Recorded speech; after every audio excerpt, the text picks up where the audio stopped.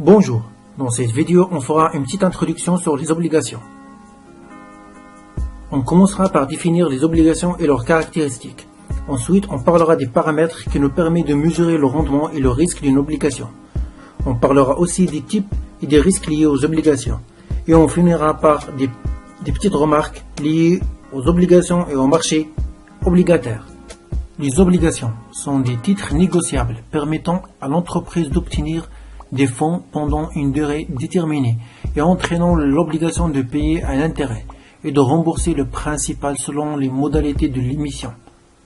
Les obligations peuvent faire l'objet d'une cotation en bourse, ce qui permettrait à l'investisseur de revendre ses obligations avant leur échéance ou d'acheter de nouvelles obligations sur le marché. Les principales caractéristiques des obligations. Une obligation à taux fixe est caractérisée par les éléments suivants. Date d'émission, il s'agit de la date effective de la souscription et de la libération du titre. Pour faire simple, c'est la date de naissance de l'obligation. Date de jouissance est la date à partir de laquelle les intérêts commencent à courir. C'est à partir de cette date qu'on commence à calculer les intérêts. Cette date peut être différente ou égale à la date d'émission. Date d'échéance, c'est la date où la dette doit être éteinte par le paiement du principal et des intérêts. Date de valorisation, c'est la date où l'on cherche à valoriser l'obligation, c'est-à-dire c'est la date où l'on cherche à déterminer le prix de l'obligation. Taux nominal ou taux facial, c'est le taux appliqué en nominal pour calculer les intérêts ou les coupons. Maturité, c'est la durée de vie de l'obligation. Il s'agit de la date séparant la date d'émission et la date d'échéance. Le nominal, il est égal au capital de départ emprunté par l'émetteur de l'obligation, divisé par le nombre de titres émis. Modalité d'amortissement. Généralement, l'amortissement est infini, c'est-à-dire que le principal est remboursé à la fin du prêt. La maturité résiduelle d'un instrument financier et sa durée de vie restante à n'importe quel moment jusqu'à son échéance. Périodicité de paiement des coupons. Généralement, les coupons sont payés annuellement. Ligne simple et ligne atypique. Lorsque la date de jouissance est différente de la date d'émission du titre, l'emprunt est dit atypique. Il comporte une ou deux périodes dont la durée n'est pas égale à celle des périodes courantes.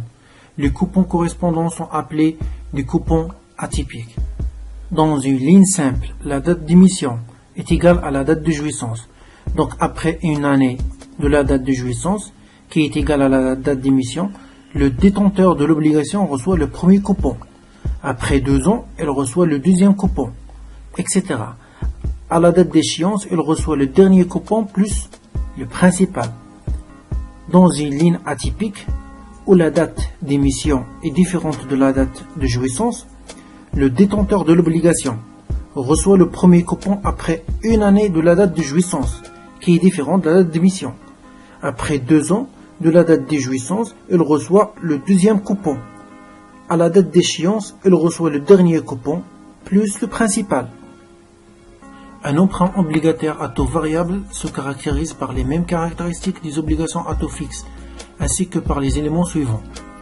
L'indice de référence, indice qui sert de base de calcul du taux de coupon à une échéance déterminée, selon les règles précisées dans le contrat d'émission.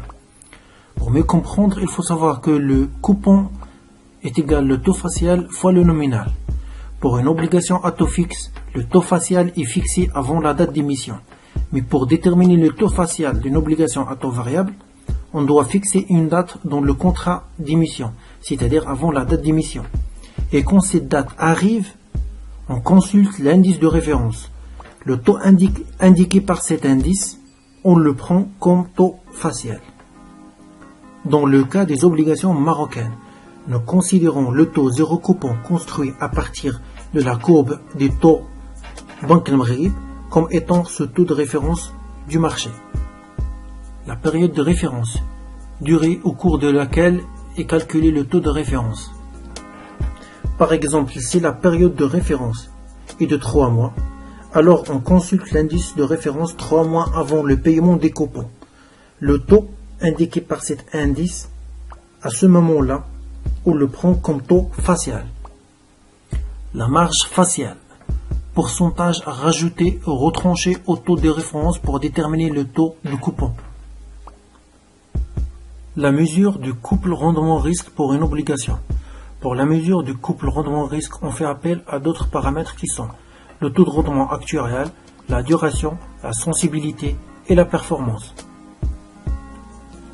Le taux de rendement actuarial, c'est le rendement obtenu en achetant une obligation, supposé qu'on la garde jusqu'à maturité et que les coupons sont réinvestis au même taux. Ce taux change continuellement en fonction de l'évolution du marché. Notons que le taux de rendement actuarial est un concept théorique. En effet, au moment de l'achat de l'obligation, l'acheteur n'est pas aucunement garanti d'avoir ce taux de rendement. En revanche, il est garanti d'avoir le taux facial, mais celui-ci n'est pas considéré comme le rendement effectif de l'obligation, si celle-ci est échangée à un prix quiconque autre que le nominal. La duration est une mesure du risque de taux pour une obligation. C'est la période à l'issue de laquelle la rentabilité n'est pas affectée par les variations de taux d'intérêt. Elle sert aussi à se prémunir des évolutions défavorables des taux d'intérêt et prend en compte, à la différence de la maturité résiduelle, le placement des flux générés. Les taux de marché et les prix des obligations évoluent toujours au sens opposé. Quand les rendements augmentent, les prix des obligations baissent. La formule du calcul de la duration est la suivante. Avec N, c'est le nombre de coupons. CF, c'est le cash flow. Pour les obligations, les cash flows sont les coupons. TR, c'est le taux de rendement. P, c'est le prix. La sensibilité et l'élasticité du prix de l'obligation par rapport au taux d'intérêt, aussi appelé duration modifiée. Il mesure la variation du cours de l'obligation par rapport à celle des taux d'intérêt. Si on dit alors qu'une obligation a une sensibilité de 3,5, cela veut dire que si le taux d'intérêt baisse de 1%, son prix augmentera de 3,5%, et vice-versa. Plus la sensibilité est élevée, plus l'obligation est exposée au risque de taux. D étant la duration, son expression est la suivante. S égale à moins D de P sur TR, le tout sur P, égale aussi moins la duration sur 1 plus le taux de rendement. La performance d'un titre obligataire mesure les plus et les moins-values réalisées pendant une certaine période par rapport à l'investissement initial. Il est à différencier avec le taux de rendement actuarial de l'obligation, qui n'est qu'une estimation du rendement de l'obligation si elle est détenue jusqu'à maturité et que les coupons sont réinvestis en même temps. La performance peut être entièrement expliquée par 3 facteurs sources. La sensibilité. Lorsque les taux d'intérêt augmentent ou diminuent, cela se reflète au sens inverse sur le prix. Donc si un acheteur achète un titre à un prix P1 et que les taux d'intérêt baissent, le prix du titre sera P2, tel que P2 supérieur ou égal à P1. Il pourra donc vendre le titre à ce prix et réaliser une plus-value de R égale à P2 moins P1 sur P1. Les entrées du flux, c'est pendant la période dans laquelle on cherche à évaluer la performance d'une obligation et il y a détachement d'un coupon, il faut bien sûr en tenir compte. Soit donc C1 le coupon encaissé pendant la période en question. La performance sera R égale à P2 moins P1 sur P1 plus C1 sur P1. Le réinvestissement des flux. Après le détachement d'un coupon et pour augmenter la rentabilité, il est supposé réinvestir dans un placement donné avec un taux donné. Les plus-values de ce placement sont donc à prendre en compte dans l'évaluation de la performance. Si le coupon C1 est placé pour une durée D1 à un temps T1, la performance devient R égale à P2 moins P1 sur P1 plus C1 sur P1 plus T1 fois C1 sur P1. Les principaux types d'obligations. Une obligation subordonnée est une obligation remboursée en dernier lieu en cas de liquidation de la société, et ce après remboursement de tous les créances privilégiées, mais aussi les détenteurs des obligations ordinaires. Les obligations convertibles en actions. Il s'agit d'obligations qui donnent à son détenteur la possibilité, mais non l'obligation, de convertir sa ou ses créances en un ou plusieurs titres de propriété représentés par une ou plusieurs actions. Les obligations remboursables en actions. Il s'agit d'obligations qui, à leur échéance, seront obligatoirement ou facultativement remboursées en actions de la société émettrice, selon une parité définie dans le contrat d'émission. Les obligations zéro coupon. Les obligations zéro coupon sont des obligations qui ne payent pas d'intérêt pendant toute leur durée de vie et qui sont remboursées in fine. L'absence de rendement pendant la durée de vie du titre est compensée par un prix d'émission d'autant plus bas que le taux d'intérêt qu'on veut servir est élevé et que l'échéance est éloignée. Les obligations à taux fixe produisent des intérêts fixes pendant toute la durée de l'emprunt. Les obligations à taux flottant, ils ont un coupon dont la valeur n'est pas connue au moment de l'émission. L'entreprise qui émet l'obligation fixe juste le mode de calcul par rapport à un taux de référence. Le taux flottant peut être variable ou révisable. Les obligations à taux révisable ont un coupon dont la valeur est connue au début de chaque période d'échéance, période précédant la date de remboursement des intérêts, tandis que les obligations à taux variable ont un coupon dont la valeur n'est déterminée que la veille de la date d'échéance. Au Maroc, les obligations à taux flottant existants et appelées, dans le jargon financier à taux variable, sont en fait des obligations à taux révisables. Les modes de remboursement des obligations. Le remboursement peut se réaliser selon différentes modalités prévues dans le contrat d'émission et dans la note d'information. Le remboursement in fine. L'émission obligataire prévoit le remboursement en totalité à l'échéance.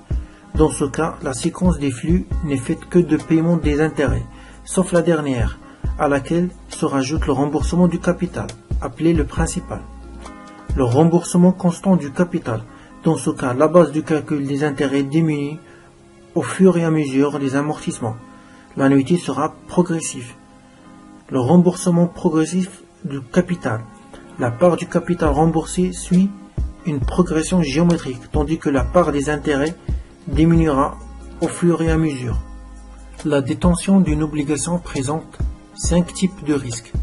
Le risque de défaut, le risque de taux, le risque d'inflation, le risque de change, le risque de liquidité. Le risque de défaut. Si vous avez acheté des obligations d'une société ou d'un gouvernement qui n'est pas stable financièrement, il y a plus de risques que vous perdiez de l'argent. Il s'agit du risque lié au crédit ou au risque de non-paiement. Parfois, l'émetteur ne peut pas faire les paiements d'intérêt aux investisseurs. Il est possible également que l'émetteur ne rembourse pas le nominal de l'obligation lorsqu'il arrive à l'échéance. Le risque de taux. Lorsque le taux d'intérêt augmente, le cours, c'est-à-dire le prix de l'obligation, baisse. Lorsque le taux d'intérêt baisse, le prix de l'obligation augmente. Cela représente un risque. Si vous devez vendre une obligation avant son échéance et que le taux d'intérêt est en hausse, vous serez obligé de vendre cette obligation à un montant inférieur à celui que vous avez payé pour l'acheter. Le risque d'inflation. Il s'agit du risque que le rendement que vous rapporte votre placement ne suive pas le rythme de l'inflation. Si vous détenez une obligation qui génère un intérêt de 2% et que l'inflation atteint 3%, votre rendement sera négatif lorsqu'il sera ajusté en fonction de l'inflation. Plus la période durant laquelle vous conservez une obligation est longue, plus le risque lié à l'inflation augmente. Le risque de change. Certaines obligations sont libellées dans des devises différentes. Par exemple, si un investisseur détient des bons de trésor américains, ce dernier s'expose à un risque de change. L'évolution du taux de change peut être favorable ou défavorable pour l'investisseur. Le risque de liquidité. Le risque de liquidité correspond à celui qu'un investisseur pourrait prendre en détenant une ou plusieurs obligations dont le volume de transactions sur les marchés est faible. Autrement dit, s'il décide de vendre son obligation, il fait face à un risque de liquidité s'il ne trouve pas de contrepartie prête à la racheter. Plus le volume de transactions d'une obligation est important, plus le risque de liquidité est faible. Remarque importante, plus la maturité est grande, plus la variation du prix des obligations est forte. Ce mécanisme est appelé effet maturité. il s'agit d'une prise en compte de l'influence du temps. Plus l'intérêt versé, c'est-à-dire le coupon, est faible, plus la variation des prix est forte. Ce mécanisme est appelé effet coupon. Une obligation ne présente pas la même variation de prix en valeur globale, à la hausse et à la baisse. La première est inférieure à la seconde. C'est ce qu'on appelle l'effet asymétrique. Le prix des obligations, au fur et à mesure que l'on s'approche de l'échéance, tend vers le prix de remboursement, sauf en cas de défaut de l'émetteur en matière de paiement de coupons ou de remboursement de capital. Le marché obligataire est un marché de moyen et long terme. Plus la durée de vie de l'emprunt est longue, plus le risque attaché à l'obligation est élevé. La duration n'est pas égale à la maturité qu'avec les obligations à zéro coupon émises sur la valeur nominale, c'est-à-dire quand la valeur nominale égale à le prix d'émission. Plus la duration d'une obligation est élevée, plus le risque encouru par l'investisseur est grand. Plus le prix de l'obligation est élevé, plus la duration de l'obligation est faible. Plus le coupon est élevé, plus la duration de l'obligation est faible. En effet, si le coupon est élevé, l'investisseur récupérera rapidement son investissement et pourra réinvestir le capital restitué à de meilleures conditions, si les taux montent, bien sûr. Plus le taux de rendement actuel est élevé, moins la duration de l'obligation est importante. L'investisseur aura moins de temps à attendre pour récupérer sa mise en actualisant les flux de capitaux avec un rendement élevé. Par conséquent, une diminution des taux d'intérêt augmente la duration. Plus la maturité résiduelle est proche de l'échéance, plus la duration est faible. Merci, c'est tout pour aujourd'hui.